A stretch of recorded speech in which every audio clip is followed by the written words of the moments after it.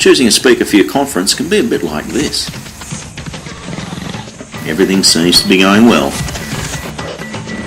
until you hand the speaker the microphone. Getting the right speaker who could add value, engage and entertain your audience can be a daunting task. I know, I've managed over 40 large events myself over my time.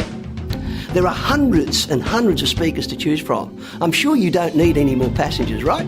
I can help you make your decision. Why? Because I'm just a little bit different.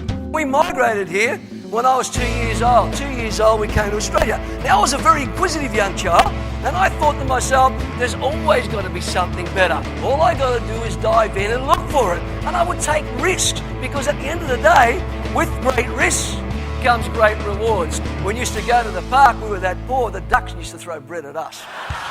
I'm not like most other presenters. I don't have an MBA. I don't have any fancy paperwork to prove to you that I'm good at what I do. Sure, like most others, I've ran large companies, turned over big bucks by the age of 27, set up many different types of businesses, including 3 franchise chains, trained over 450 of my own team members, as well as 4,000 employees of other organisations. My CV looks as good as anybody else's. But to be honest, what people really need to know about running a good business, you won't find in textbooks. Or will you find them on your school shelves? You know why? Because they're not there. I am just a little bit different to most others. Last day at church, I saw the statue, the figurine of Mother Mary in the corner, and I stole it and I took it home. And I remember being in my room that night, writing a letter to God. Dear God, about that BMX red bike, I have your mother. You know? I got my first degree in Melbourne's western suburbs. My first classroom was the University of Hard Knocks. Being street smart paid off for me. I couldn't read nor write when I established my first multi-million-dollar business in my mid-20s. I found myself bankrupt at 29. Since then, I've never looked back. I have been successful across many different businesses.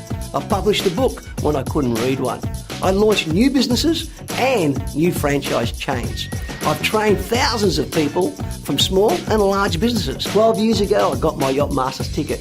And from that day on, I spend half of every year on our yacht with my beautiful wife and my lovely daughter. Balance is important to me, as no doubt it is to everyone. I've led an interesting and colourful life, and I've learnt all my lessons the hard way. I could share all this with your audience and also add that little bit of colour. Not many will inform, engage and entertain your delegates the way I will. If you want to find out more, click one of the icons. Or if you just want to have a chat about how I can tailor-make my presentation suit you, your team and or your company, drop me an email. And thanks for taking out the time to learn a little bit about me. And I hope to work with you soon. Then Lady Luck turned on him and he was declared bankrupt, losing $6 million in the process. Everybody plays a part in everything you do. People make it happen. But he's bounced back and Ray joins us now to share his story. Good morning. Good morning. If it's to be, it's up to me. I mean, how many of us have stood in an elevator and pushed the elevator button more times than necessary? Now, no one here has done that, have they? Young people, we know what our needs are and what our wants are. And if we're encouraged, we just actually lean out and get them. And Ray's book is called Crossroads and Roundabouts. It's a really good fun read. Well done. Thank you very much.